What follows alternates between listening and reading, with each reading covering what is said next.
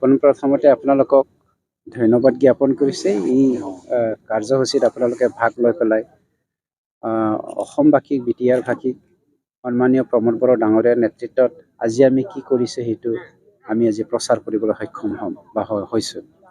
দ্বিতীয়তে লেটকৈ পলমকৈ হ'লেও আপোনালোকক মাঘ বিহুৰ শুভেচ্ছা জ্ঞাপন কৰিলোঁ।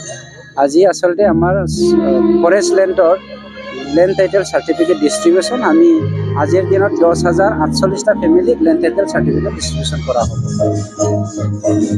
আমাৰ BTCৰ যিমানখিনি মাটি খালী আছে তাৰে ভিতৰত 34% মাটিটো ফৰেষ্ট লেণ্ড।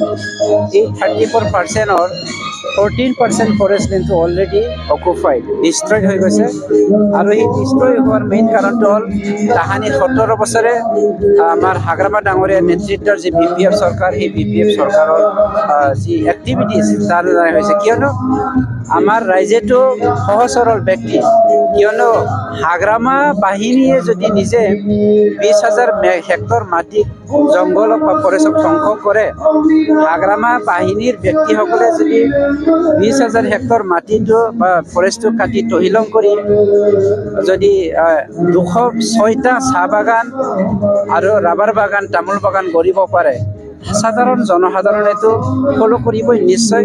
গতিকে আমি জনসাধাৰণক দেখিব নোৱাৰোঁ যি 14% আমাৰ মাটি জংঘল এতিয়া ডিফৰেষ্টেড হৈ গ'ল।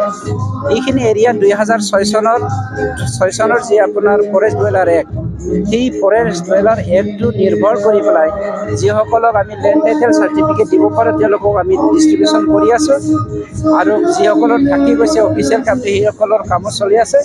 বাকী 20% এতিয়াও জংঘল আমাৰ ফৰেষ্ট এৰিয়া এতিয়াও আমাৰ BTC কাউন্সিলত আছে। এইখিনি সুৰক্ষা দিয়াটো আমাৰ সকলোৰে দায়িত্ব। আপোনালোকৰো সহায় আমি কামনা কৰিছোঁ।